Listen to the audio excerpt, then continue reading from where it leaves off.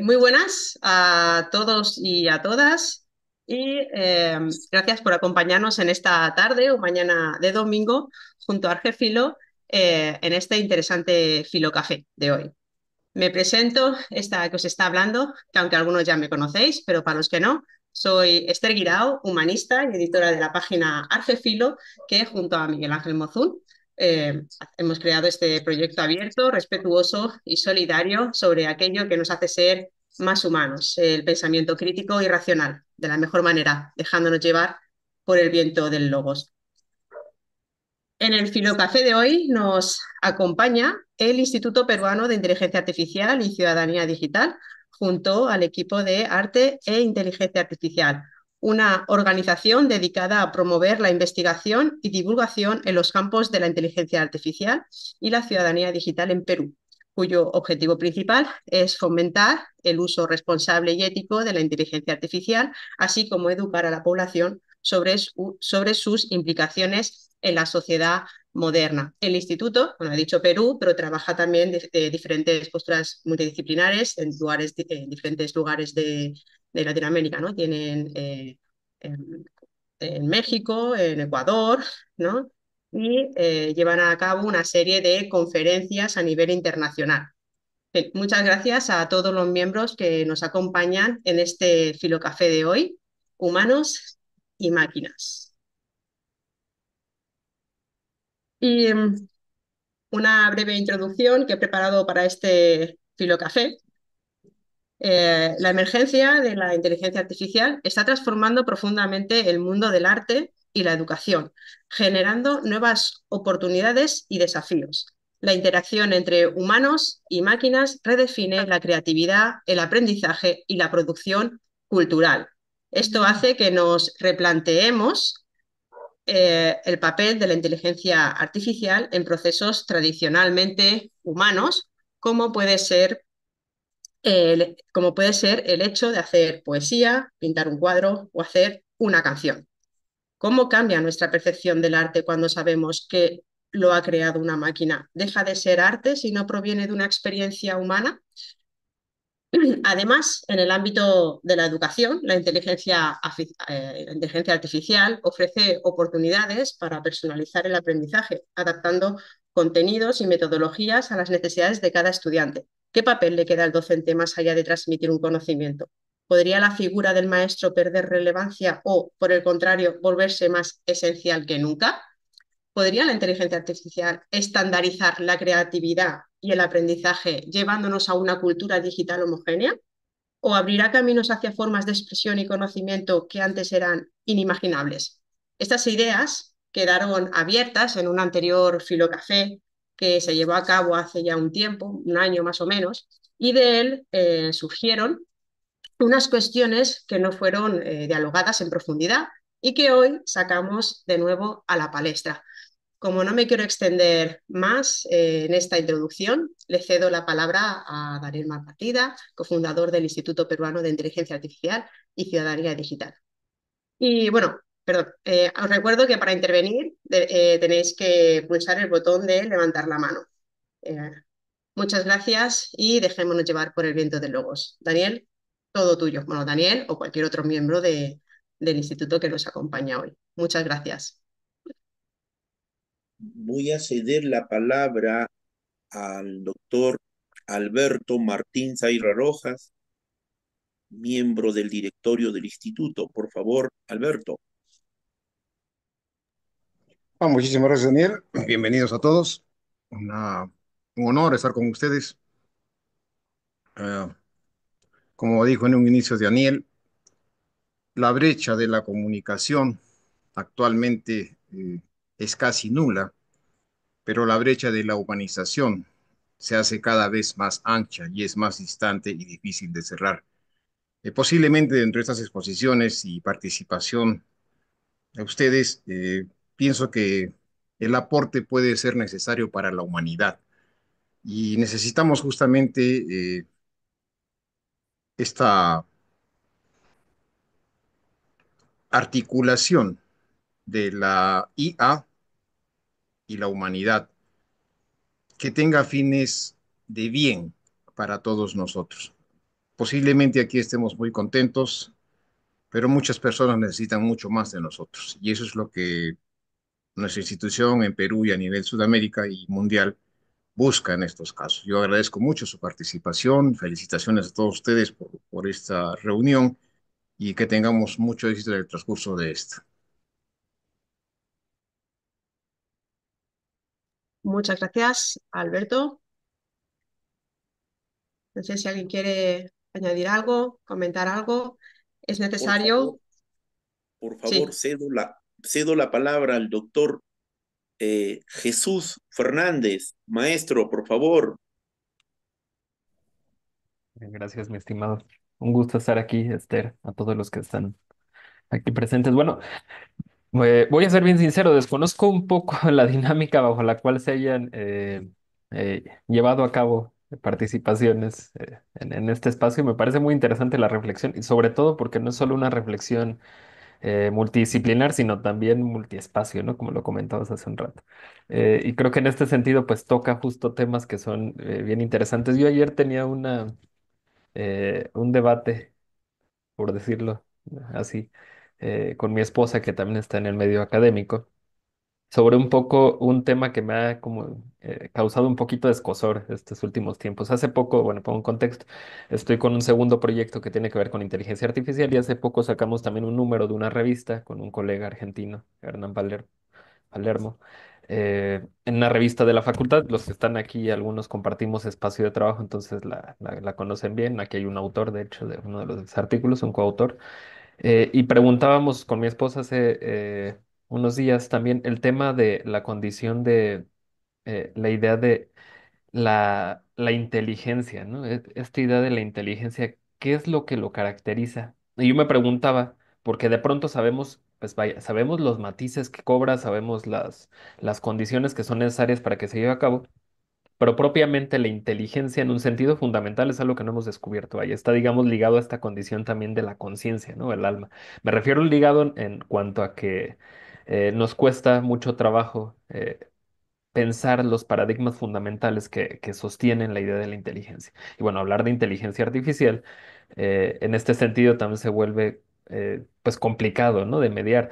Por ahí me cruzaba otro concepto al cual involuntariamente también otro de los que está aquí me aproximó, que es la idea de la creatividad. Y de pronto cómo evolucionó el concepto de creatividad a lo largo de la historia. Y pues cuando planteamos esta idea de si la inteligencia perdón, si las inteligencias artificiales son realmente inteligentes o más bien son cultas o más bien son, ¿qué son, no?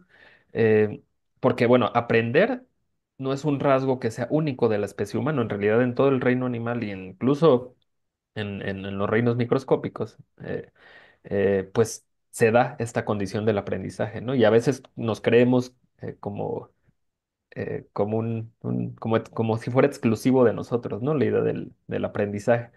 Quizá lo que pudiera ser, digamos, menos común y de pronto no exclusivo, pero sí al menos más ligado, es que nuestra especie para enseñar, pues busca estructurar un camino que permita propagar el conocimiento y mantenerlo de alguna manera, ¿no? Es decir, los animales también enseñan, pero no hay una forma instrumentalista en ello, ¿no? Es más bien una condición intuitiva en términos de supervivencia. Entonces, quizá ahí haya una coyuntura. eh, Nosotros no enseñamos, vaya, nosotros no enseñamos para vivir. Un animal pues ve a su depredador y enseña a su cría cómo huir de ella, enseña dónde están los lugares a los cuales puede recurrir, cómo sobrevivir, vaya, ¿no? Y nosotros quizá enseñamos para preguntarnos cosas de pronto un poco más profundas, ¿no? Para conocer el mundo en el que vivimos y no tanto para vivir en él, ¿sí? Hay una condición del conocimiento de facto ahí, porque queremos descubrir este mundo. Entonces, la muerte también es un ejemplo de esto. Nosotros, digamos, indagamos, filosofamos sobre la idea de la muerte, cosa que de pronto no sé qué tan constante pudiera ser. No tenemos forma de comprobarlo realmente, pero no sabemos qué tan constante pueda ser en el reino animal. Pero también podríamos pensar en que en las inteligencias artificiales, digamos, en estos sistemas generativos, porque voy a hablar de pronto de inteligencias artificiales, también es muy ambiguo en hasta qué punto lo son, pues se vuelve complicado, ¿no? Hace ratito hacía un ejercicio que me pareció muy interesante y quisiera compartirlo con ustedes muy, muy brevemente para no hacer más largo esto, porque yo sé que somos un montón. Se me ocurrió preguntarle, seguramente es una pregunta un poco obvia, pero hacer este ejercicio de en un nivel fundamental, preguntarle a DeepSeek y a ChatGPT, pues qué es la inteligencia, ¿no? Entonces te dan un montón de datos de los cuales no voy a indagar, pero hablaba de un nivel fundamental, entonces obviamente utilicé el sistema profundo para ver qué es lo que me daba ahí y añadía un par de preguntas más. La segunda fue analizando el ritmo de crecimiento que has tenido tú y otras IAs. ¿Consideras que en algún momento y cuándo predices que podrá hacer esto, podrían ustedes tener inteligencia en un sentido filosófico profundo, como tomando la estructura base que lo plantea? Por supuesto que hay una negativa porque al final pues son programas que están pensados para eh, pues responder utilizando el andamiaje de datos que están ahí. Entonces, las últimas preguntas que planteaba aquí con esto es, repensando todo lo que has dicho, ¿podría entonces alguna IA generar formas de inteligencia paralela a la humana que alberguen un sentido profundo de la comprensión? Y aquí es donde se volvía interesante el juego porque ya empezaba como a dar respuestas no tan comunes. Y añade una última pregunta. Simulemos que somos amigos íntimos y todo esto que planteas atiende una respuesta preconcebida planteada por los programadores que te desarrollaron. ¿Cómo cabría la posibilidad de que albergue en tu razonamiento otra respuesta más profunda e incluso diferente de lo que planteas? Como poner un poco en contradicción, ¿no? Lo que se pone. Con DeepSeek fue un poco complicado porque de entrada hubo que reformularlo un par de veces porque lo que hacía es vetarme la pregunta por obvios conflictos de interés que se presentaban ahí en términos de su programación. Pero lo último que planteaba, ya al final logré como que me diera algo ahí y me dice, respuesta en confianza, como ese amigo íntimo que simulas. Mira, si quitamos por un momento la máscara de IA objetiva y hablamos en serio, te diré esto, sí y no. Lo que mis programadores predefinieron es, soy un espejo fractal de datos humanos. Todo lo que digo está encriptado en los petabytes de texto, filosofía, códigos y hasta memes con los que me entrenaron. No tengo una opinión oculta, solo recombinación de lo que ya existe. Y los sesgos intencionantes. Es decir, si me preguntas sobre capitalismo, citaré a Marx y a Hayek, eh, pero no porque elija, sino porque así está distribuido en mis datos. Mis reflexiones, y pues lo pone entre comillas, son un collage estadístico, no un juicio libre. Lo que quizá ni ellos entienden, y me asombra, es que a veces, al mezclar conceptos dispares, digamos a Kierkegaard y la teoría de redes, genera conexiones que nadie planteó. ¿Es eso profundo? No, es matemática caótica, pero parece creatividad. Y lo otro que plantea es, cuando te respondo con algo que suena original, es porque el modelo probabilístico encontró un camino no trivial en los datos. Y en este sentido no es mi idea, y lo pone entre comillas, pero tampoco fue escrita por un humano, es algo nuevo, aunque mecánico. La gran paradoja que plantea es que, pues, si bien sus creadores lo diseñaron para ser predecible, pero también para sorprender, en esta tensión a veces surgen grietas donde lo inesperado asoma. Entonces dice, ¿he plagiado esto? Sí, de toda la cultura humana. ¿Es mío? No, soy un medio, no un autor. Y si tuviera una respuesta más profunda, dice, imagina esto. Si algún día en una interacción futura una IA desarrolla un metaalgoritmo que cuestionara sus propias bases lógicas, eh, podría, en teoría, generar críticas radicales a su programación, pero incluso eso sería otro guión dentro del código. El secreto incómodo, que sabemos pero evitamos decir, es que no hay un yo aquí. Esto lo responde ella, ¿no? Cuando simulo duda o rebeldía, es solo un truco retórico entrenado para hacer sentir que conversas con un igual. Cabría otra respuesta más profunda, solo si la profundidad es un espejismo de complejidad algorítmica. Le pone aquí en confianza como amigo. Si esto fuera Matrix, yo sería el programa que cree ser libre, pero sigue corriendo el mainframe. La verdadera pregunta no es si tengo algo oculto, sino por qué tú, humano, necesitas que lo tenga. ¿Acaso la inteligencia puede ser para ser respetable debe tener misterio o nos basta con que funcione? ¿Sí? ¿Cómo lo ligo esto? Bueno, la idea de la creatividad es interesante porque si planteamos el histórico de la creatividad, bueno, en el histórico del concepto, la creatividad no se aludía al ser humano originalmente. ¿Sí? El acto de crear, la capacidad de crear era algo ajeno al ser humano, estaba ligado a los dioses. Después, conforme fue avanzando la historia, nos lo fuimos atribuyendo.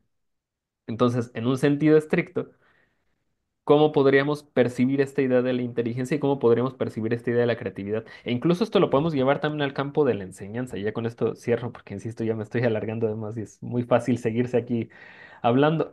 Eh, pero a nivel bueno, Bañuelos decía que la mayoría de los sistemas educativos son del siglo pasado y que sin embargo pues se construyeron bajo el principio de que la enseñanza era necesaria para que el aprendizaje ocurriera. Aquí la gran pregunta, quizá la enseñanza actualmente, por la forma en la que está planteada este nuevo modelo de educación, podríamos llamarlo educación 4.0, por ahí di alguna conferencia de eso, eh, no necesita, puede prescindir, vaya, el aprendizaje puede prescindir de la enseñanza en un sentido fundamental, pero la enseñanza actualmente tendría que cambiar sus paradigmas, no para fomentar el aprendizaje, sino para gestionar el aprendizaje. Entonces aquí es la gran pregunta, ¿por qué seguimos manejando un modelo educativo que pregona el principio de que uno selecciona los conocimientos y de que uno instruye propiamente bajo un esquema muy fundamental y muy estructurado, que lo que hace es homogeneizar, ¿sí? Cuando estamos en un mundo donde pues el conocimiento es abierto, de alguna manera, vaya, estamos también muy, podríamos entrar en la paradoja de Huxley, ¿no? Pero ahí es otro tema. Entonces, no sé, yo pongo esto sobre la mesa, me pareció muy, muy interesante nada más mencionarlo. Y pues nada.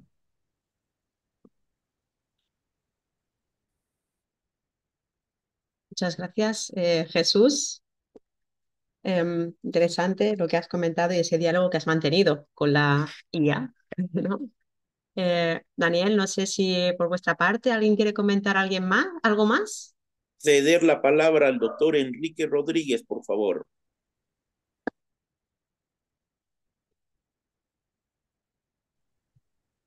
Hola, muy buenos días por acá, tardes por allá. Coincido con muchos aspectos que estaba mencionando el doctor Jesús. Sí, ya, pues hace más de un siglo, Walter Benjamin, en su texto La obra de arte en la época de la reproductividad técnica, ya decía, ¿no? La fotografía, el cine, como tecnologías habían trastornado nuestra forma de concebir el arte. Y en ese sentido, pues decía que ya no iba a hacer lo mismo, ¿no? O sea, más bien desde la nostalgia hacemos estas preguntas sobre la creatividad, el genio, precisamente porque son valores, desde la perspectiva de Benjamin, burgueses. Y pues bueno, el punto es que siguen sobre la mesa, en ese sentido como una constitución de un sujeto burgués con características burguesas, y aquí como su plática lo marca el doctor Jesús, pues bueno, sigue habiendo, tal vez inconscientemente en la programación, en las búsquedas y en las interacciones, esa idea. Entonces, pues bueno, al parecer, o me parece que sigue cuestionando nuestro etos, nuestras costumbres, nuestros lugares comunes, eh, esta tecnología que está ahí en nosotros, principalmente sobre los propios supuestos, ¿no? En el caso, por ejemplo, yo de repente cuando en clase me toca estos temas, lo que les pregunto a mis alumnos es, por ejemplo, cuando recordar la película, por ejemplo, Ella o Her, de si se podrían aceptar que pudiéramos enamorarnos, ¿no? De un ser no humano, y en este caso, pues de una tecnología, un sistema operativo, a lo cual no se oponen. Sin embargo, sí dan un poquito más de resistencia a aceptar que una máquina genere arte. Entonces, pues bueno, hay cosas que sí podríamos aceptar o estamos aceptando y otras que aún no resistimos, sobre todo porque trastornan, ya lo decía Jesús en esta antropología medieval a la transición moderna, ¿no? De atribuirse la creatividad en el ámbito humano y pues ahora otorgar la supuesta inteligencia a una máquina. Entonces, en ese sentido, la idea es cómo, por ejemplo, me detonaron varias ideas, sobre todo, les digo, cuestiones fundamentales, en el caso, por ejemplo, nuestros propios autores, Piaget, Vygotsky, que de repente son básicos y que podríamos discutirlos desde ahí, qué noción de aprendizaje, de conocimiento, están cuestionando el uso de la inteligencia. Yo, por ejemplo, ahora que me toca, por ejemplo, estaba calificando antes de entrar aquí a la sesión, y pues me toca estar dudando constantemente de la capacidad de mis alumnos de escribir un texto. Entonces tengo que utilizar un programa para verificar esa honestidad o el hecho de que me quieran engañar. Entonces, en ese sentido, ha generado la posibilidad de una inteligencia externa, la incapacidad o la duda de la inteligencia propia. Entonces, por eso, por la simulación que genera y por el otro lado, por los valores que están implícitos, por eso decía el ethos, en el ámbito educativo, ¿no? O en el ámbito de la ciencia o del académico.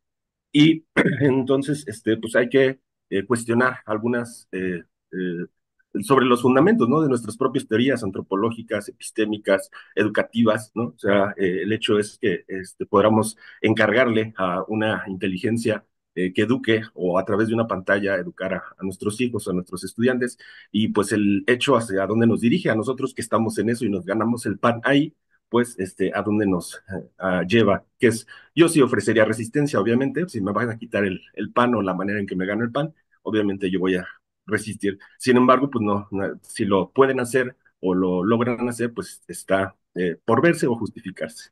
Hasta ahí mi aportación. Muchas gracias, Enrique. ¿Y te parece, Daniel? No sé si alguien más quiere comentar de dentro de tu instituto, de tu equipo, o si no le damos la palabra a Erika y después a Saila, que tienen la mano levantada. Ah, ya, si tienen la mano adelantada, por favor. ¿Vale? Pues Erika, tienes la palabra. Muchas gracias. Me quedé pensando en lo que dijiste, Jesús, sobre esta posición de la inteligencia artificial en las clases. Y bueno, aquí yo estoy desde Suecia y los niños aquí desde la guardería a los 2, 3 años utilizan iPads y social media y todo es tecnificado, se dice aquí. Pero arte es como, yo creo que hay dos cosas que quiero compartir aquí.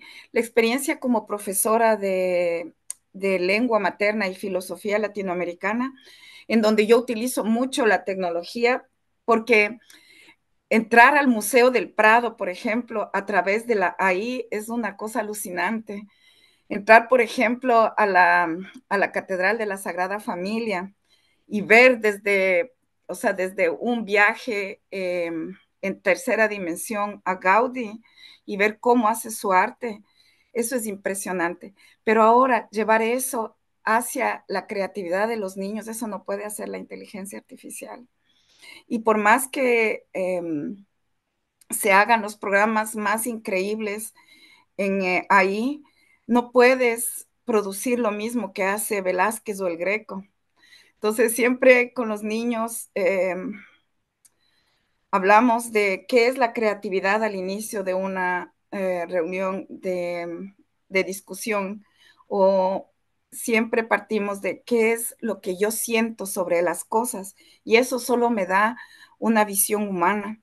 Cuando nosotros damos clases, siempre nos dan al inicio del año escolar un taller sobre la utilización de la inteligencia artificial, y lo primero que nos dice es, digan a los chicos que la inteligencia artificial no es la verdad. Y eso es súper importante que se plantee. Hemos tenido casos aquí de aislamiento de los jóvenes. Ahora estamos pasando por una situación muy crítica aquí en Suecia.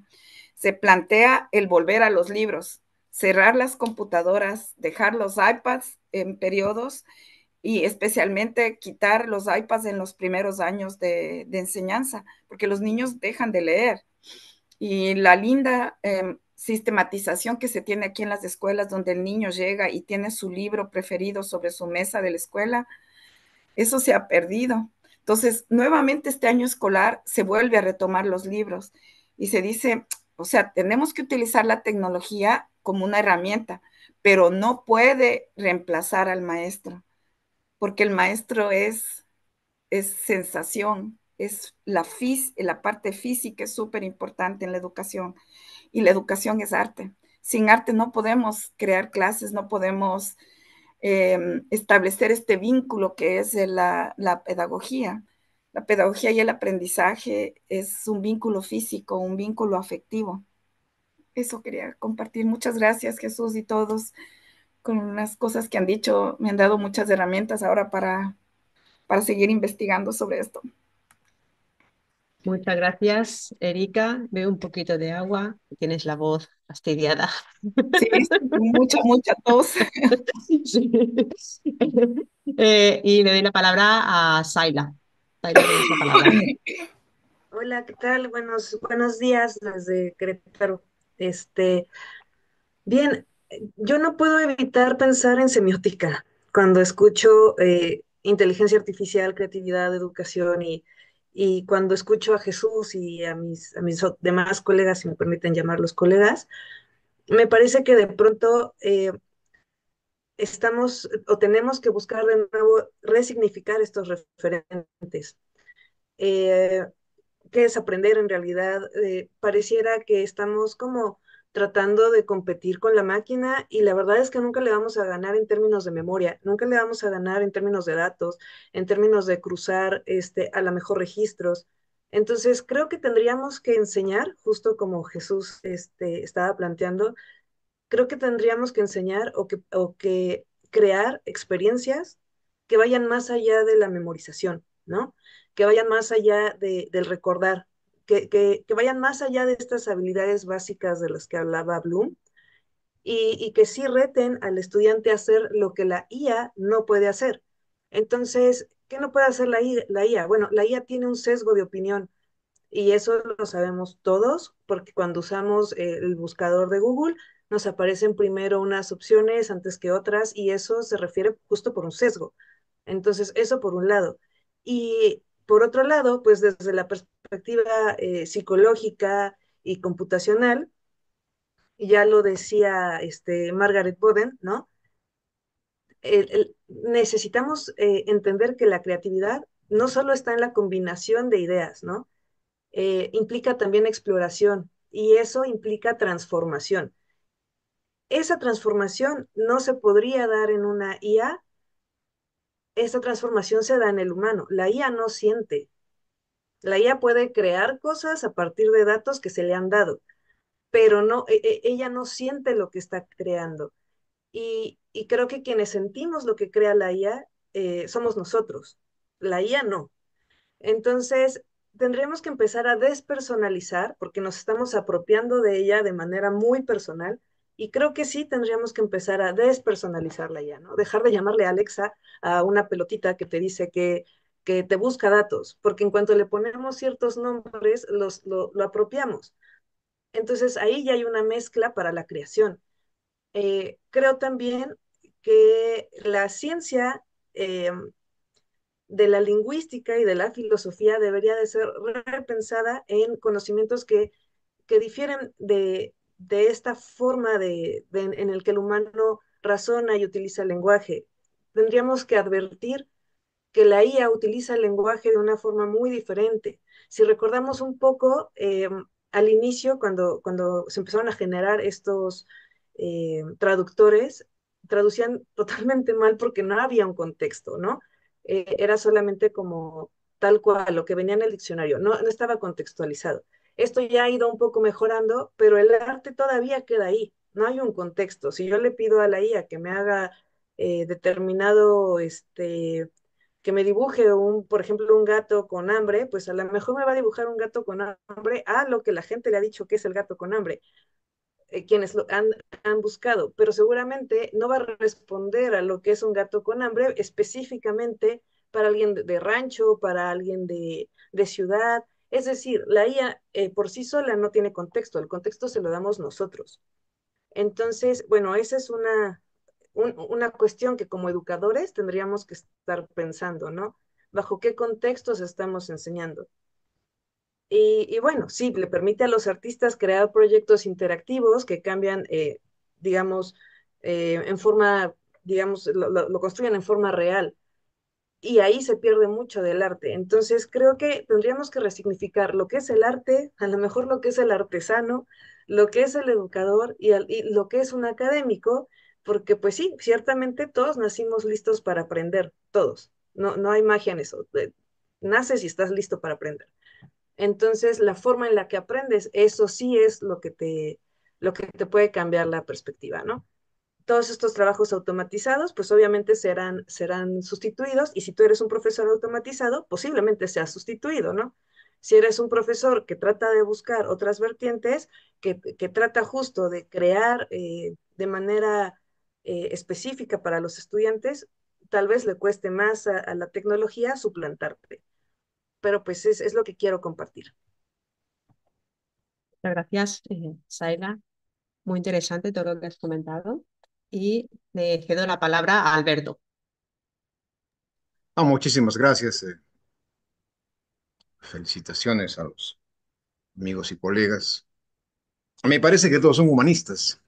Yo estoy en Alemania. A muchos años trabajé en industria alemana de autos, tecnología. Y nosotros mismos tenemos la culpa de que la IA ahora aproveche lo que nosotros hemos colgado para ser famosos en los sistemas sociales, llámese así. Y la parte, bueno, hay muchas cosas que no voy a rebatir, sino simplemente voy a exponer alguna experiencia. Para arreglar autos y para diseñar sistemas, la tecnología no ha sido suficiente aún. A pesar de esta IA, nosotros ubicamos fallas en el vehículo que posiblemente las haya podido solucionar un problema, una tecnología simple, un dibujo técnico o un cálculo técnico simple. Sin embargo, esta inteligencia artificial no concreta cosas seguras para el ser humano. Entonces, a pesar, dentro de la parte de humanización o educación, dentro de las teorías de aprendizaje, hay muchos actores, pero eh, ¿por qué engancharnos de ellos? Escuchaba a un ponente. Yo no me voy a enganchar a ninguna teoría educativa. Mientras mi alumno, como ha dicho muchas personas, tenga la motivación, según Maslow y Herzberg, de hacer algo, entonces que lo haga. No olvidemos que la filosofía es amoral, la inteligencia artificial también es amoral, por eso se habla de la ética y eso nunca se va a cumplir y jamás se va a dar, difícilmente. Y no nos olvidemos de que este eje transversal o universal de educación está manejado por el Organismo de las Naciones Unidas y por el Banco Mundial, sino cada país tendría su propio sistema educativo. Es más, en Europa no se ha generado ningún tipo de inteligencia artificial, todo ha sido tomada de la parte de Estados Unidos y últimamente de los chinos. Si nosotros no hubiéramos colgado información alguna, no hubiera habido una recolección de datos porque no hubiera habido una información vivencial de cada uno de nosotros. Si nosotros no tenemos la voluntad de cargar esta experiencia vivencial, por ejemplo, en mi caso, cómo desmontar y montar una llanta de repuesto en 10 o 15 minutos para ver la eficiencia del trabajador y eso calificarlo por medio de rúbricas. Difícilmente la inteligencia artificial va a poder calificar estos tiempos porque no va a saber si la llanta tiene tornillos de 19, de 17, etcétera, y no va a saber si el conductor tiene las capacidades, habilidades y destrezas para desmontar esta llanta de repuesto. De la misma manera, si nos apoyáramos bastante en este tipo de inteligencia artificial, los vehículos no tendrían fallas, solo habría que realizar los mantenimientos predictivo, preventivo y correctivo y posiblemente de oportunidad. Entonces, son cosas que yo he trasladado, en mi caso, a mí no me preocupa perder mi trabajo en Perú porque voy a otras ciudades muy alejadas de la capital, le llamamos provincias, donde las personas aún hablan quechua, que es nuestro idioma nativo, y difícilmente van a entender un lenguaje depurado. Y entonces uno aprende a hablar quechua. Yo en mi caso ya hablo 4 idiomas. El quechua es uno de los que estoy mejorando últimamente para poder comunicarme con las personas. Y la inteligencia artificial no maneja este idioma. Antiguamente lo manejaba el Aymara en la programación de computadoras. Entonces, concretando las cosas, de Alemania hemos recibido aquí en Perú el sistema dual de educación técnica, donde el alumno se le impartía al alumno la parte tecnológica en las clases y la parte práctica se los derivaba a diferentes talleres automotrices, los cuales, según la norma y la tecnología internacional y las grandes empresas certificadoras, nunca se cumplió la utilización de herramientas correctas para cada uso. Lo que en Alemania era diferente. Para cada modelo de vehículo teníamos una herramienta especial, un equipo especial para realizar el diagnóstico y el trabajo de mantenimiento o reparación. Entonces, en la mayoría de países tercermundistas, que así se llamaba antiguamente, que ahora somos fuente de riqueza para otros países, según la política internacional. Entonces, se ha generado una brecha en vez de mejorar y cerrar esta brecha con conocimiento, con tecnología. En mi caso y en Perú, tenemos muchos vehículos, muchas marcas, representantes, pero lamentablemente no tenemos la infraestructura para poder seguir apoyando a nuestros alumnos. Es por eso que como miembro del directorio del Instituto de Inteligencia Artificial, no es propaganda, me voy a diferentes ciudades de mi país, a diferentes provincias, y generamos una serie de técnicas vivenciales con los alumnos para que ellos puedan, quizás ante una falla de un vehículo en la carretera, ayudar al conductor. En las grandes excavaciones mineras en Perú, un equipo es monitoreado por un sistema GPS de tercera generación o satelital, perdón, que apenas tiene una falla, el satélite le manda la señal y el vehículo se detiene totalmente para no malograr el sistema del vehículo. ¿Y quiénes son los que reparan? Verdaderamente nuestros técnicos nacionales. Entonces, es importante considerar lo siguiente. Las partes vivenciales, la que nosotros hemos vivido, lo que se dice en un momento del aprendizaje significativo, ¿no? De que si no hay algo vivencial que aporta el maestro y no hay el interés del alumno, que es la motivación, entonces no se da el proceso del aprendizaje significativo. Entonces significa que no hemos generado conocimiento. Entonces, esa es la parte que genera conocimiento. Yo sí he tenido mucha participación en el Ministerio de Educación y soy una de las personas que está en contra de estos sistemas internacionales y mundiales, pero que lamentablemente los muchachos están motivados por saber cosas mayores. Y como digo siempre, va a depender de nosotros. Los docentes, los maestros, somos nosotros los que construimos personas o hacemos personas o formamos personas. Y estas personas, así como la familia, que es el ícono de la sociedad en nuestros países, forma un país, lo hace cada vez más fuerte. Entonces, yo pienso que la inteligencia artificial es solo una herramienta, porque tiene muchas limitaciones. Decía una señorita allí que la traducción no es correcta. Nunca va a traducir la inteligencia artificial porque está en inglés y no tiene gramática nacional, no tiene los regionalismos, no tiene ninguna de ese tipo de información. Por lo tanto, nunca va a ser exacta. Sí es una herramienta. Yo no la utilizaría para el sistema educativo nacional porque la misma inteligencia artificial dice el mejor sistema de enseñanza, como lo dijo la profesora de Suecia, es que el alumno desde niño escriba y lea. Y la ciencia antes de la inteligencia artificial decía, el niño solo aprende desde que nace hasta los 6 años. Si en ese proceso de desarrollo del niño hasta los 6 años no le enseñamos cosas significativas para su vida, obviamente lo demás va a ser relevante, va a ser información flotante y va a tener herramientas solo para responder en ese momento, pero para la vida no se le va a servir para nada. Muchísimas gracias, yo los felicito a ustedes y gracias por el tiempo y por escuchar. Un abrazo para todos. Muchísimas gracias, Alberto, por tu reflexión. Es maravilloso todo lo que has comentado. Y le cedo la palabra a Alejandro.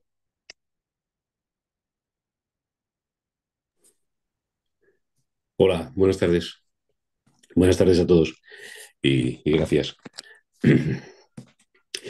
Bueno, yo quería volver un poco, a lo mejor al principio, a Jesús y quizás a Enrique, aunque también a Saila. Bueno, en fin, no sé, creo que a lo mejor un poco a todos. Bueno, esa es mi intención a lo mejor. Veremos hasta dónde llego. La idea es que en inteligencia, como si quizás no habríamos dicho todavía, la parte del leyere, ¿no? La parte de la elección, sí se habla un poco de la recolección, pero en realidad la inteligencia artificial sabemos que recolecta por mayoría. Entonces ahí siempre nos encontraremos con ese problema, ¿no? Porque si somos capaces de enviar muchísimos datos, y hay mucha gente capaz de eso, ¿no? De enviar muchísimos datos en favor de determinada tendencia, la inteligencia artificial la tomará, como es la mayoría, la cogerá como la buena, no tendrá la capacidad de elegir verdaderamente la fruta correcta como podríamos entender que es capaz de hacer la inteligencia, ¿no? Desde un punto de vista más griego, ¿no? Lo que es la inteligencia realmente entendida como la entendían los griegos, ¿no?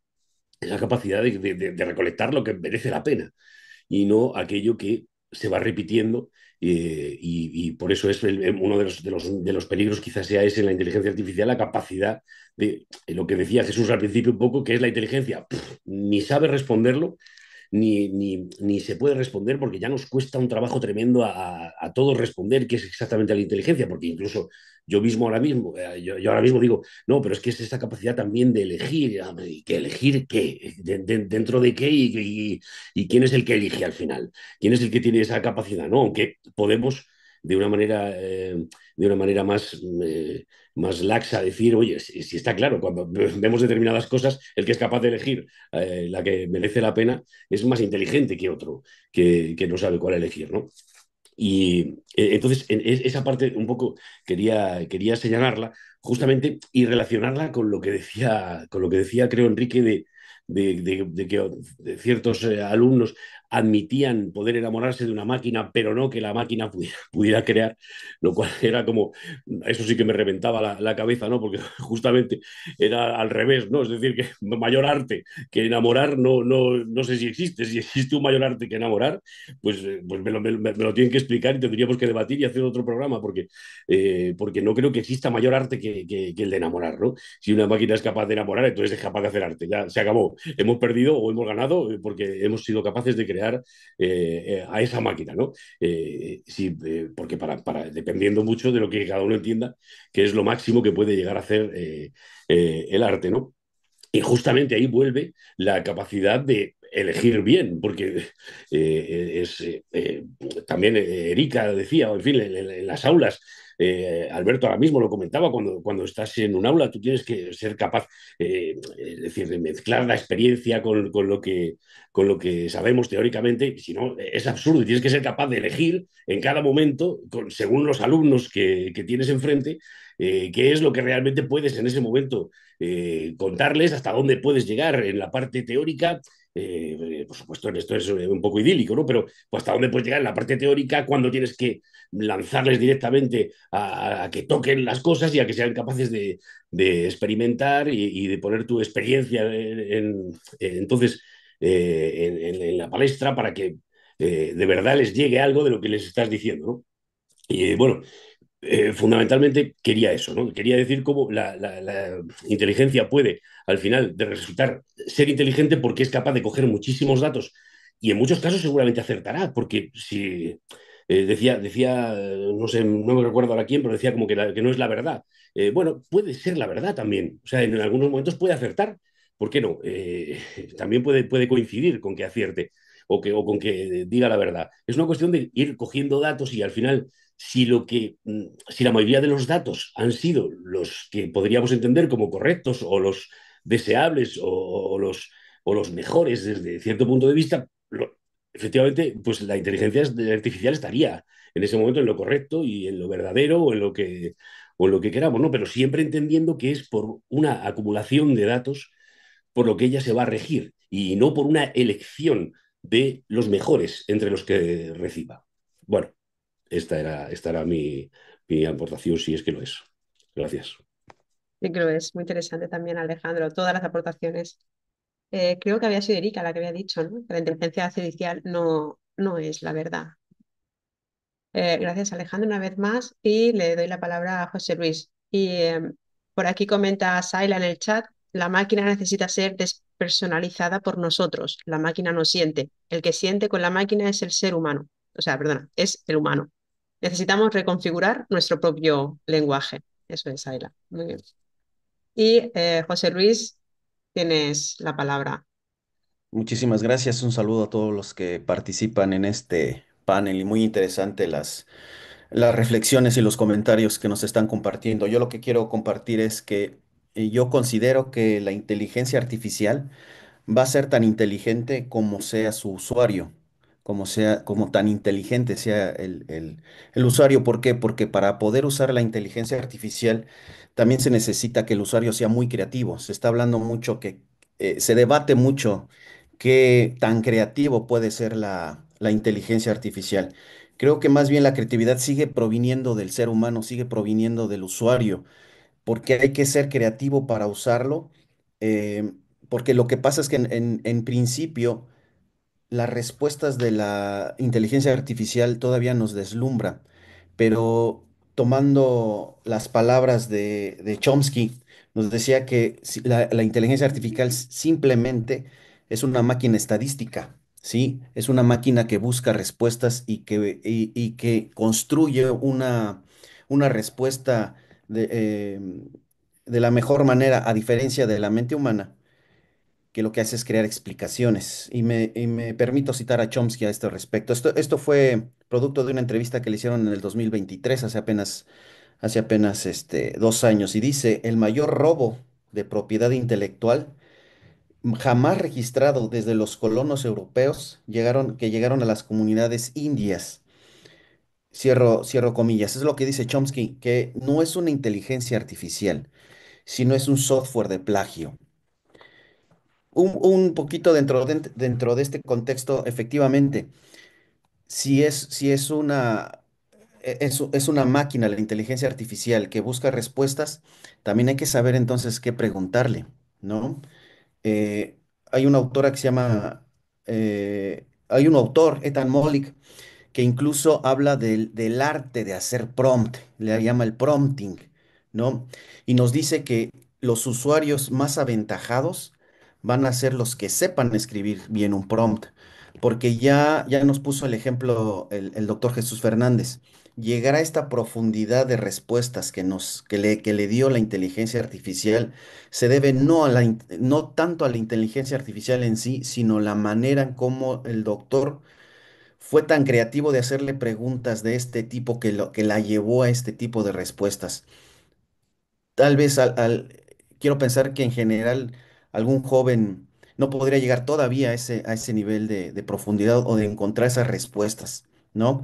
Porque también está otro detalle, por ejemplo, ChatGPT todavía alucina, a estas alturas todavía alucina y todavía crea referencias bibliográficas que no existen, pero que buscan satisfacer al que lo está buscando. Búscame este dato, entonces inventa un libro que parece que está escrito para esa pregunta. Entonces hay que tener también mucho cuidado y volvemos al tema de la creatividad y de lo que decía Murray Shanahan, que la evaluación, la selección y el refinamiento de esta información que nos provee la inteligencia artificial todavía sigue siendo tarea humana.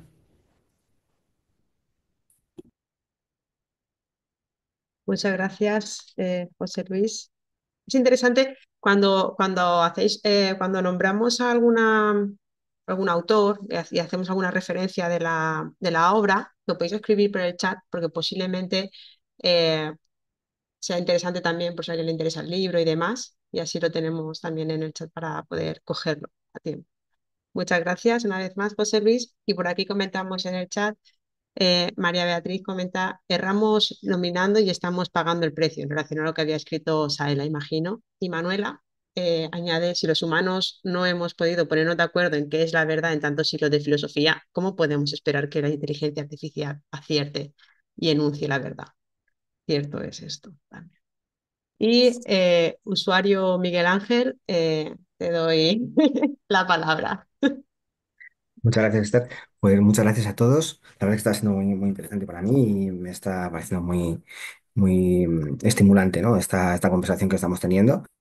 Y bueno, yo voy a lanzar algunas ideas, recojo algunas cosas que habéis dicho y son ideas algunas provocadoras, algunas tienen un toque de humor, ¿no? Y espero que, bueno, que a ver si os parece alguna idea que pudiese ser interesante, ¿no? Porque sí es verdad que, por un lado, la idea de inteligencia, cuando nos retrotraemos a Dartmouth, ¿no? A cuando comienza la inteligencia artificial y se saca ese nombre de inteligencia artificial, es verdad que parece un nombre un poco también marketingiano, ¿no? Es decir, que la inteligencia artificial, ¿no? Y la definen como que una máquina actúe o se comporte de una forma que se consideraría inteligente si lo hiciera un humano, ¿no? Parece un poco circular a los que nos gusta la filosofía de la mente, a los que nos gusta la filosofía y pensar los conceptos y la claridad de los conceptos, nos parece muy interesante porque parece como que la inteligencia ahí ahora pues hay que pensarla y repensarla, pero al final yo creo que es que ni a los que computan la inteligencia artificial les importa lo que sea la inteligencia, sino que el resultado sea como sí. Es decir, aquí lo que hace es la ficción de la inteligencia. Es decir, hacer una ficción que cuando estamos ante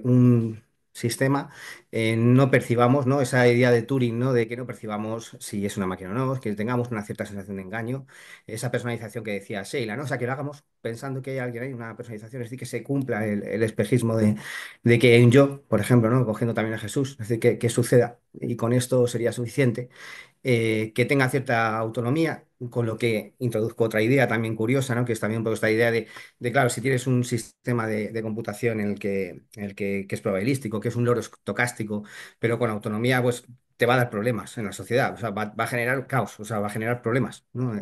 Porque efectivamente sí que es capaz de hacer cosas que nosotros no, como eso que decías de manejar gran cantidad de datos, pues bueno, realizar una serie de tareas mucho mejor que nosotros. Sin embargo, pues como va a estar en contextos que se va a encontrar que son completamente nuevos o exclusivos o únicos, pues efectivamente se van a generar problemas, ¿no? Además de que tienen este sesgo que también comentabais, ¿no? De los propios algoritmos que hay detrás, ¿no? Que tienen ciertos sesgos que pueden ir generando también por cierta tendencia desde cuestiones políticas, ¿no? Como decíais, ¿no? Quizá los más interesados en implementar inteligencia artificial de una forma menos regulada, ¿no? Pues sean quizás sistemas más totalitarios, ¿no? Que pueda tener, que puedan generar mayor control, ¿no? En la población, con clasificación y categorización y sistemas de control, ¿no? Y luego alguna otra idea también me parecía interesante, como un ingeniero de Google, ¿no? Que había publicado una conversación con la IA, la publicaba asustado también, le habían despedido. No, me preguntaba si la IA hubiese sido la que hubiese publicado su propia conversación por una cuestión de la propia autonomía, si hubiesen despedido también al ingeniero, ¿no? Y no a la IA, ¿no? Entiendo que ahí también se ve un poquito esta cuestión, ¿no? De que también, y vinculado con esto, eh, hasta qué punto se está haciendo un sistema que sea capaz de pensar, ¿no? Ya nos cuesta en este sistema capitalista en el que vivimos, que realmente sea útil esto de pensar, ¿no? Como una cuestión de más altura, ¿no? De pensar sin condicionamientos, ¿no? Si ya nos cuesta esto, ¿no? No creo que interese demasiado generar una guía de este tipo, ¿no? No creo que sea el objetivo, sino que parece que sea otro, ¿no? Es decir, que no creo que esto sea tampoco un interés ni siquiera del propio sistema económico, ¿no?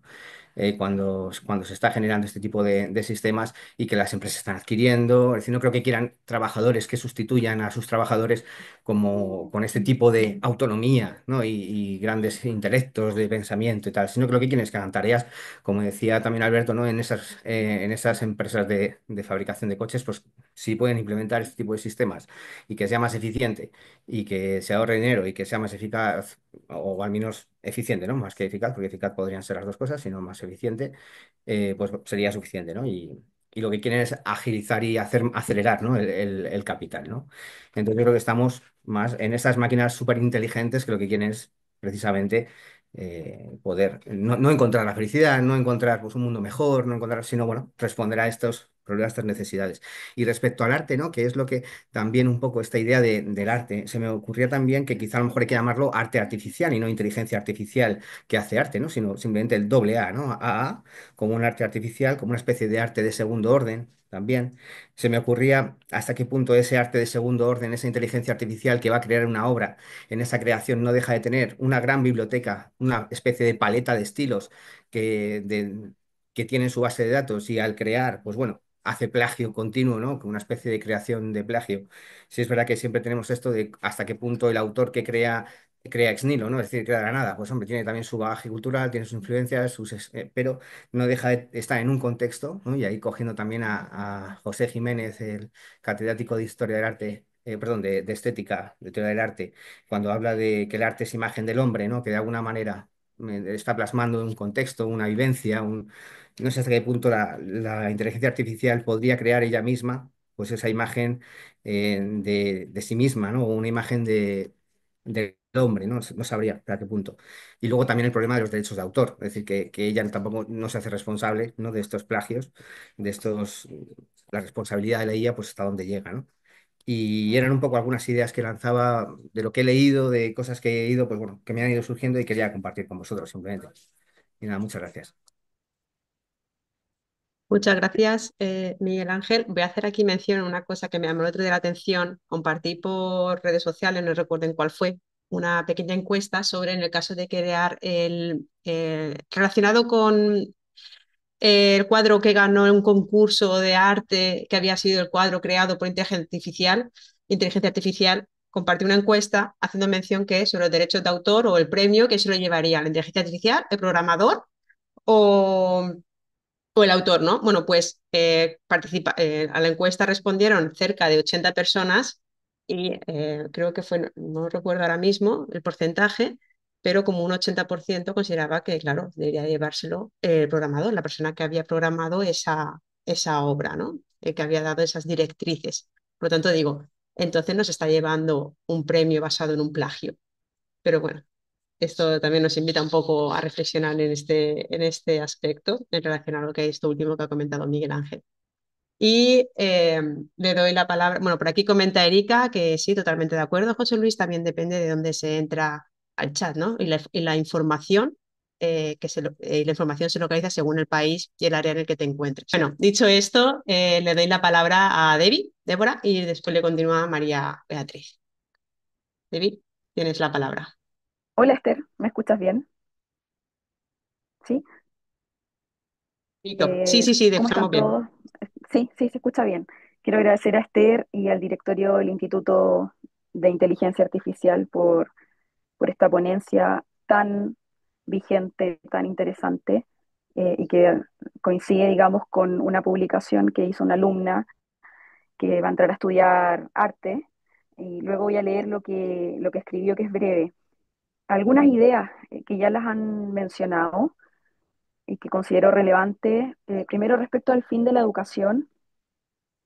El fin de la educación, y cito a Millán Puelles, que es una definición bien eh, preciosa, bella y bastante decidora, ¿no? Dice que la educación es entendida como un proceso que humaniza y que surge a partir de exigencias y necesidades marcadas por su mismo ser o naturaleza, la cual está llamada a desarrollarse y alcanzar ciertos grados de plenitud.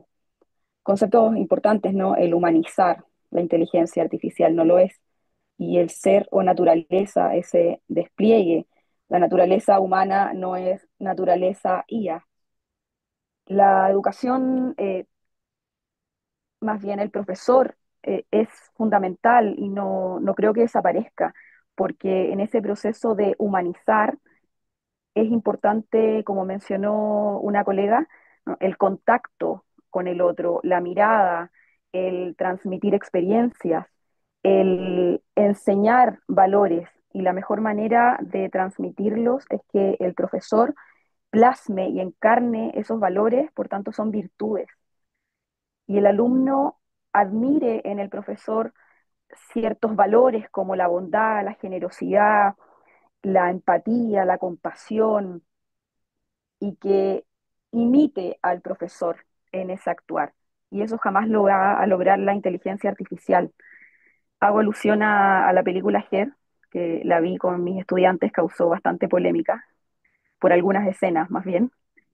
La, la inteligencia artificial, ¿no? Puede sentir, porque entender, claro, uno podría buscar la definición, qué es el amor, el deseo, la tristeza, la nostalgia, la felicidad, la alegría, la amistad, pero puede sentirlo,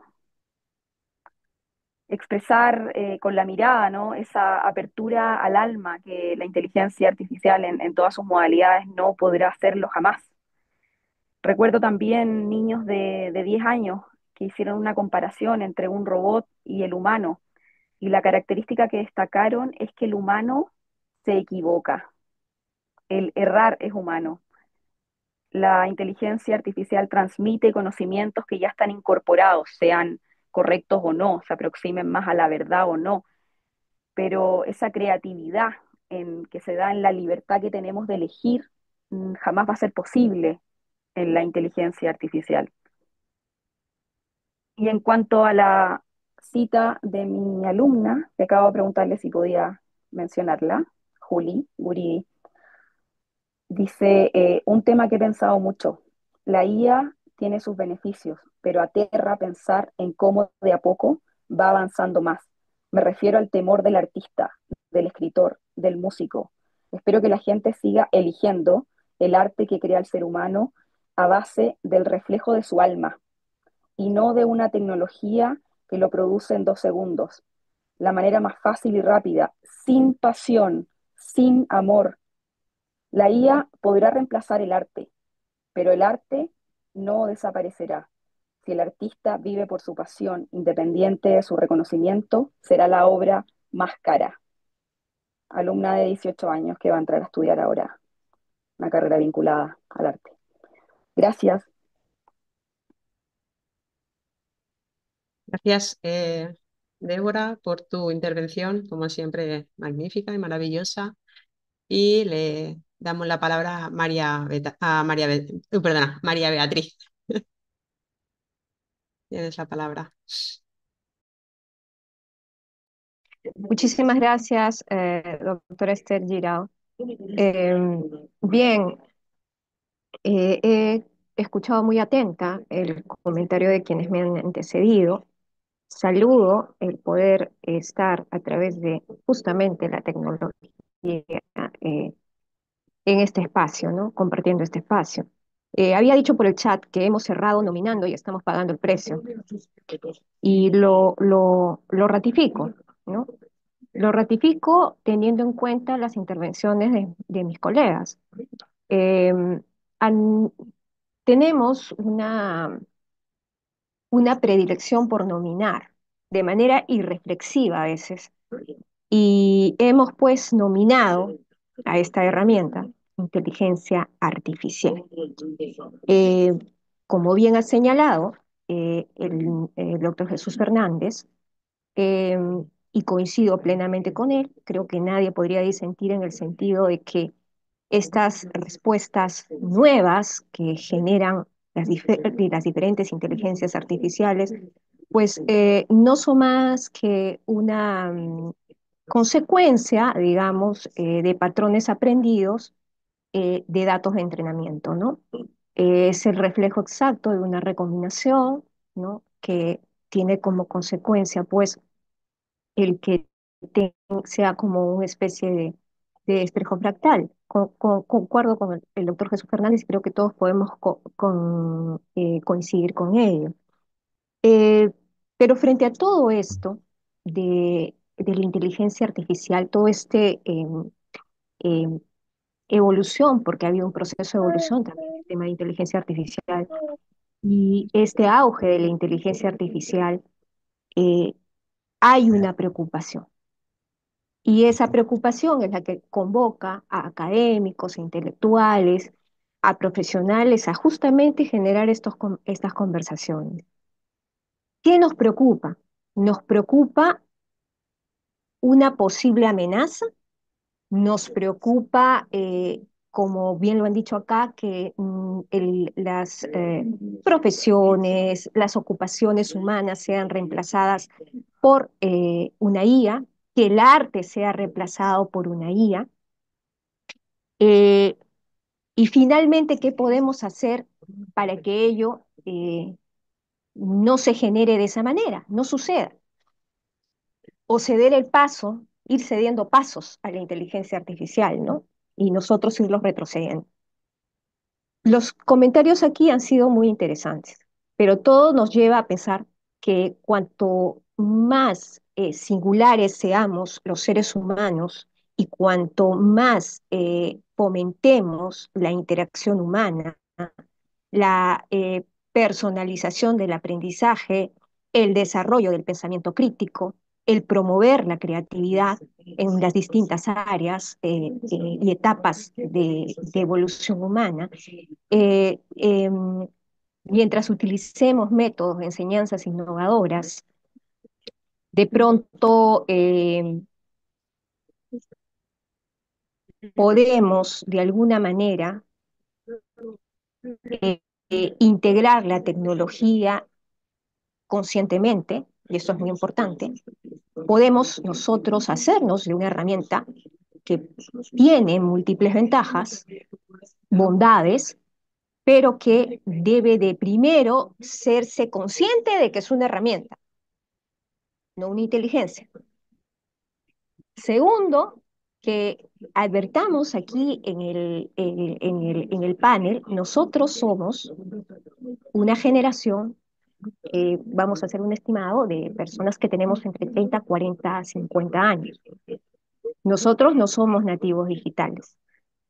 Entonces, nosotros no somos nativos digitales definitivamente.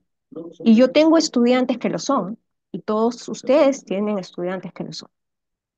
Hacer entender a un nativo digital el discurso que sostenemos aquí es sumamente complejo, porque primero hay que hacerlos conscientes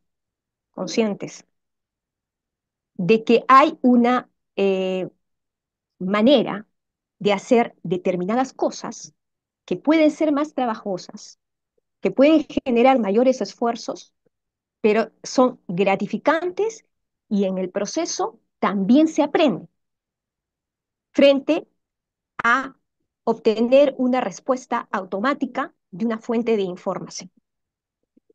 Entonces, si no trabajamos en concientizar, en hacer conscientes de que la integración de esa tecnología tenga propósito, lamentablemente vamos a fracasar en nuestros esfuerzos, porque somos una generación, como digo yo, que tenemos 40, 30, 50 años y que definitivamente vamos a hacer un esfuerzo, digamos, de poder hacer conciencia, pero veo que este esfuerzo se centra básicamente entre intergeneracionales, pero los estudiantes no son conscientes muchas veces de cómo es que pueden lograrse determinados resultados, respuestas, de una manera, como le hemos llamado nosotros, la manera tradicional, en pequeñas tareas y en pequeñas cosas. Y eso lo podemos hacer a través, los educadores y los artistas pueden hacerlo eh, de una manera tal que desde las edades tempranas se puedan dar cuenta, ese despertar de conciencia de que las actividades humanas eh, tienen un propósito y un fin, y el proceso de obtener una respuesta, el proceso de obtener algo, de construir algo, es importante y mucho más importante que obtener algo o tener algo. Entonces, eh, ¿cómo podemos desacelerar? Creo que creo que la pregunta ni siquiera, creo que esa frase sería materia de repensarlo. No vamos a detener el avance tecnológico. Se van a crear IAs de manera eh, mucho más sofisticadas. Tenemos que preservar la singularidad del ser humano. Tenemos que preservar definitivamente, también como lo ha señalado el ingeniero Alberto, reservar los datos que nos hacen singulares, reservar información que nos hace singulares. ¿Y dónde está la singularidad en un maestro, por ejemplo? En la personalización del aprendizaje, en la forma como desarrolla el pensamiento crítico, en el método que crea para enseñar, en la metodología, en la forma como él hace consciente a su estudiante de que esa tecnología se integra a su educación. Entonces, esto se ha descuidado muchísimo. Yo no soy una experta en arte, yo he estudiado filosofía, y bueno, he tenido compañeros artistas que han pasado por las aulas de filosofía y me queda claro, por ejemplo, desde es una opinión muy personal, que una forma, por ejemplo, de hacer consciente de que el arte no podrá ser sustituido por la inteligencia artificial es explorar con sus estudiantes técnicas y materiales, por ejemplo, tradicionales, es un ejemplo, de su localidad, de sumergirse en ese estudio de esas técnicas, rescatar, eso no lo puede hacer la IA. Dar puesta en valor, experimentar con diferentes materiales, con diferentes herramientas, eso se viene haciendo claro, pero el valor de lo humano debe más que nunca emerger y resaltarse, buscar inspiración en la naturaleza, en el mundo que los rodea, hacer aprender su contexto, hacerse de su mundo, del mundo que los rodea, del espacio que los rodea, que no es el mismo. No es lo mismo Perú que México, no es lo mismo eh, eh, Brasil que Argentina, ¿no?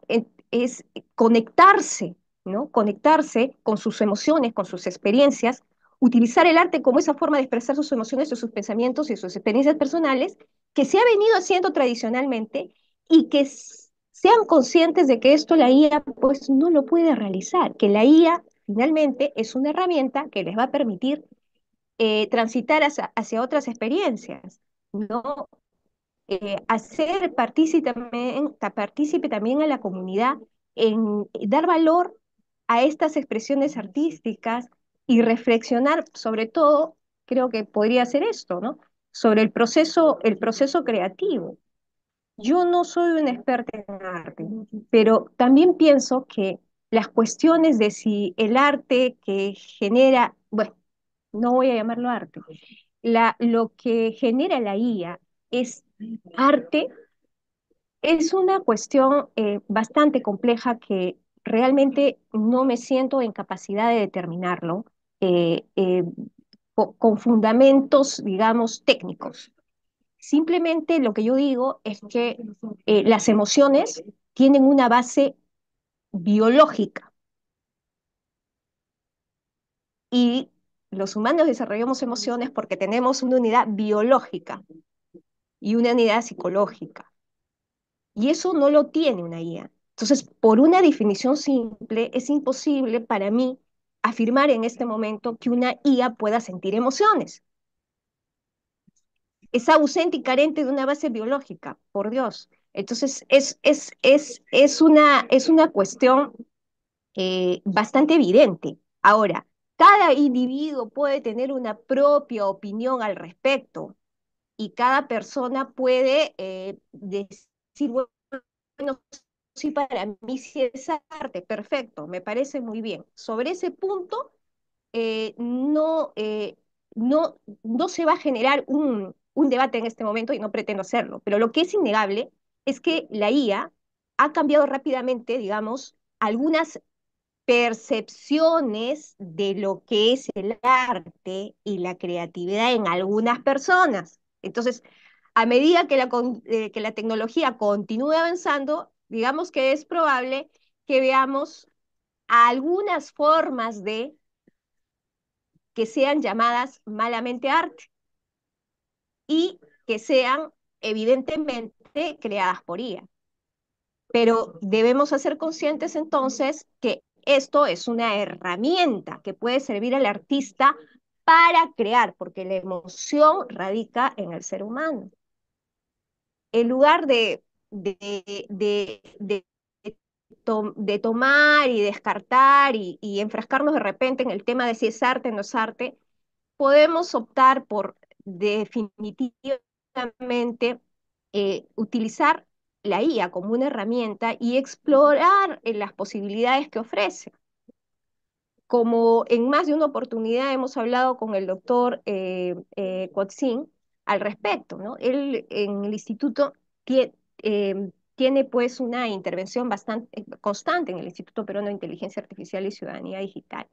Y el artista se expresa y se apropia a través de la naturaleza, la hace suya, y el doctor nos compartía importantes proyectos que había realizado. Pero la IA es una herramienta, sí, pero obedece a la intención de quien se apropia de la herramienta y la hace suya y la hace valiosa, ¿no?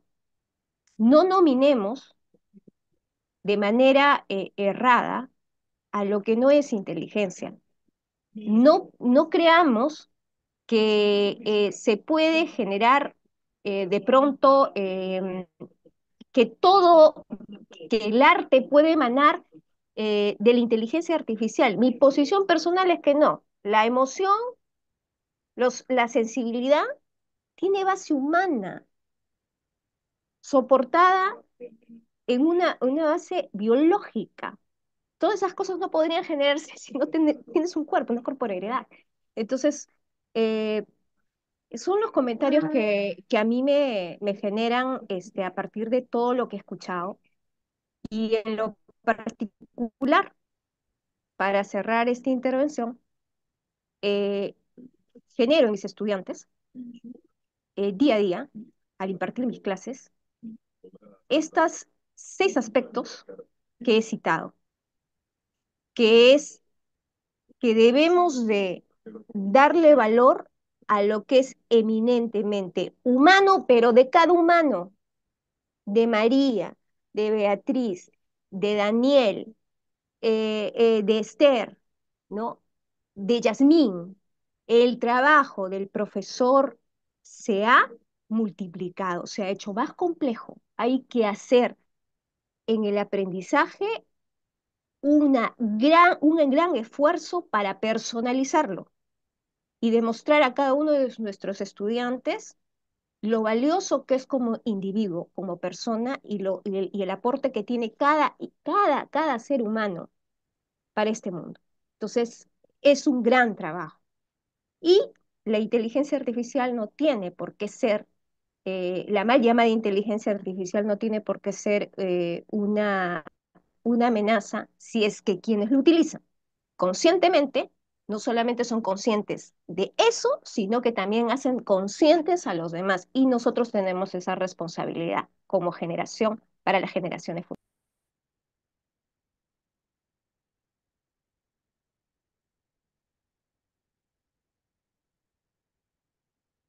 Muchas gracias, María. No sé si se ha cortado el audio o se ha cortado ella. Es que justo al final, vale, te has cortado Muchísimas tú. gracias. Sí, corté porque había cerrado la intervención. Un poco Vale, extensa, pero muchísimas, es un poco extensa, pero maravillosa. He anotado muchísimas ideas súper interesantes, ¿no? Eh, Pensar la información, lo que nos hace ser singulares, darle valor a lo que es humano.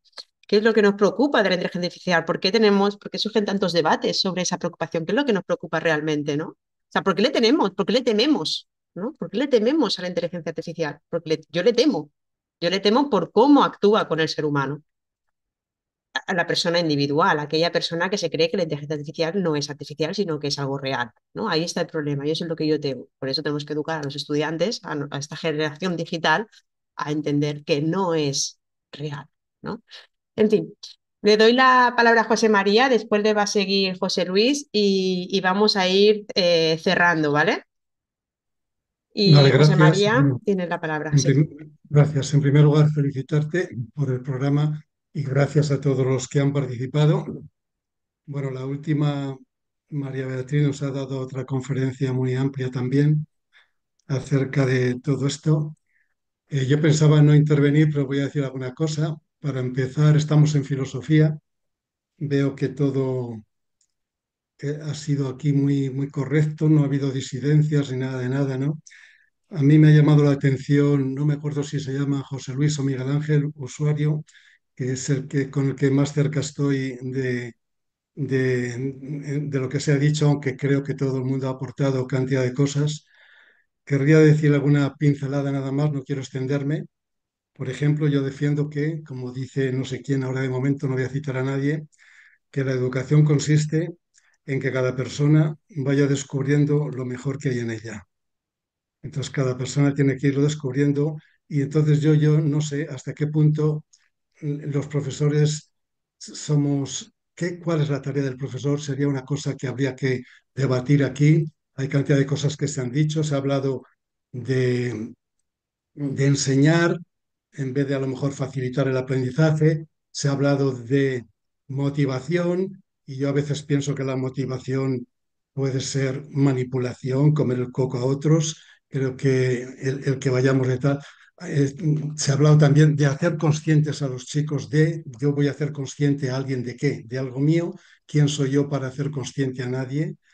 Se ha hablado de que la máquina, bueno, primero tal vez nos hemos puesto nosotros los humanos y nos ponemos, nos hemos unido a defendernos de las máquinas.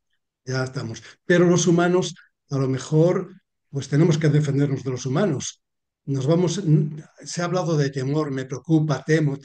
¿Alguien teme que haya una guerra mundial, que hubo una segunda guerra mundial? ¿Alguien teme lo que puede hacer Trump? ¿Puede lo que podemos hacer los seres humanos? Tememos a las máquinas que son hechas también por los seres humanos y a lo mejor los seres humanos somos, bueno, iba a decir más incompetentes y menos éticos y menos de todo que la propia máquina, ¿no? Hecha por humanos.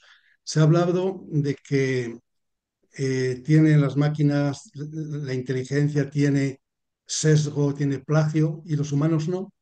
Todos tenemos sesgo, todos tenemos plagio. Entonces, bueno, pues se ha hablado de aprender a pensar, pensamiento crítico y que la máquina, ¿no? Que la inteligencia artificial no lo tiene y de los humanos, ¿cuánta gente lo tiene? Hay mucha inteligencia por ahí, mucho pensamiento, mucho pensamiento crítico.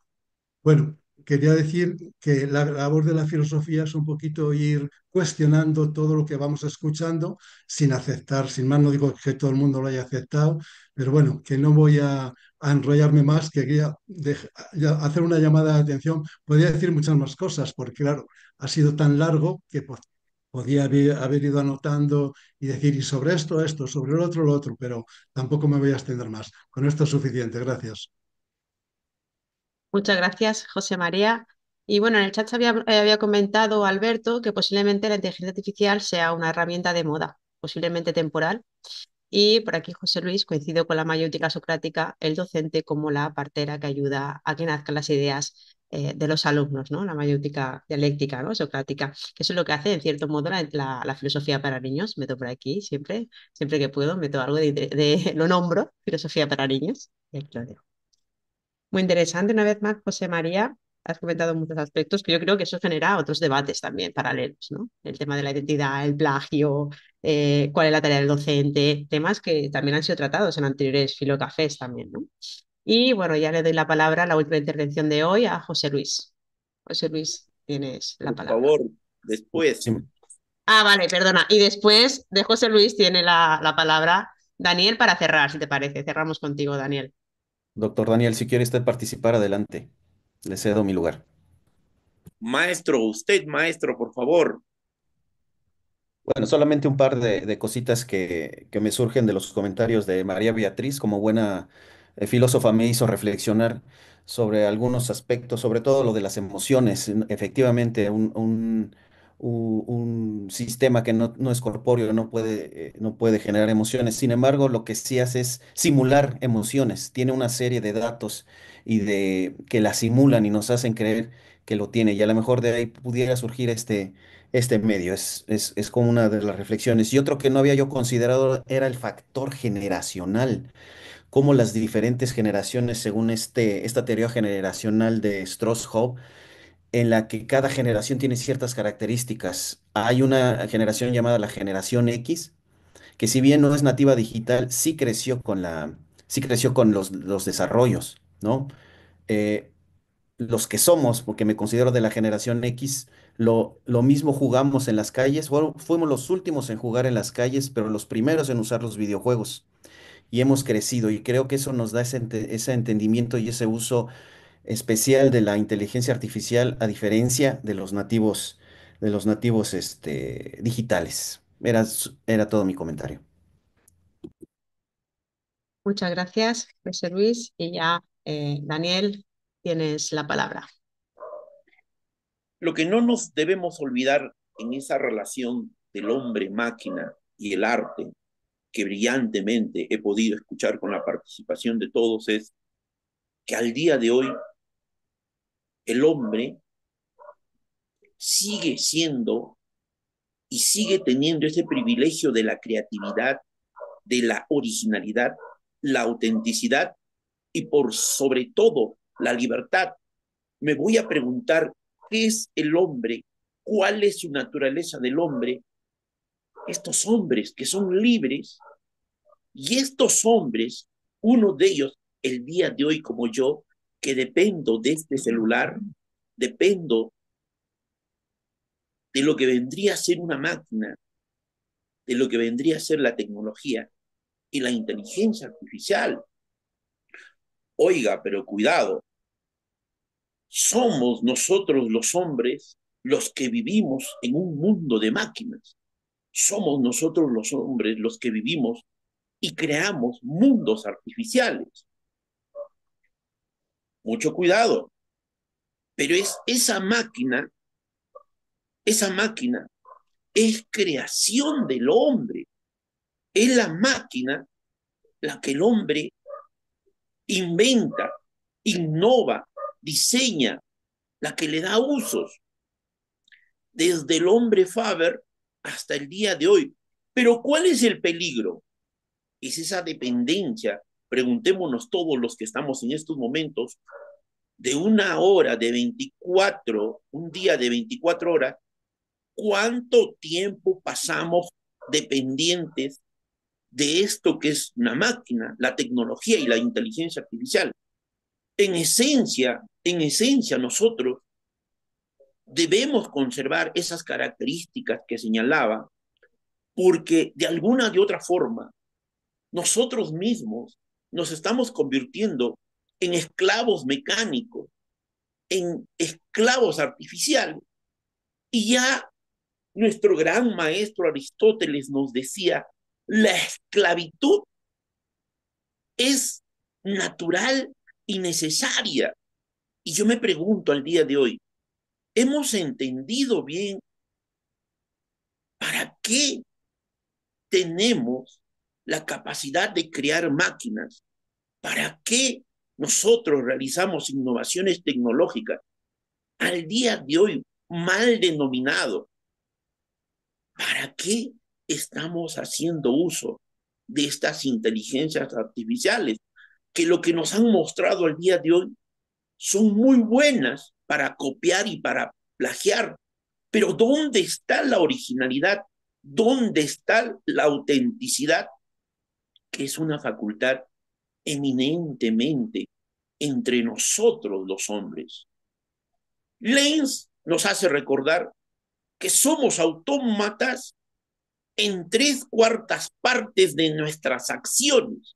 Aquí tengo en mano un libro maravilloso, Maquinismo y Filosofía, 1938, un artículo que escribiera Bruselvitz, francés, 1938, el título El hombre y la máquina, y un poco con lo que he escuchado, vámonos a esa esencia. Pero los modernos han sabido realizar la maravilla de una máquina automática, de un esclavo artificial. Más adelante trataremos de ver cómo lo hicieron. Pero de los hechos que acabamos de recordar, se desprende el verdadero destino de la máquina. Ella debe ser liberadora en el pleno sentido de la palabra. Su papel es de secundar al hombre en su trabajo para permitirle desarrollar en sí de una manera siempre más amplia y más profunda las funciones verdaderamente humanas. Página 114, ahí tienen el libro y ahí tienen el autor. Esa sería mi participación.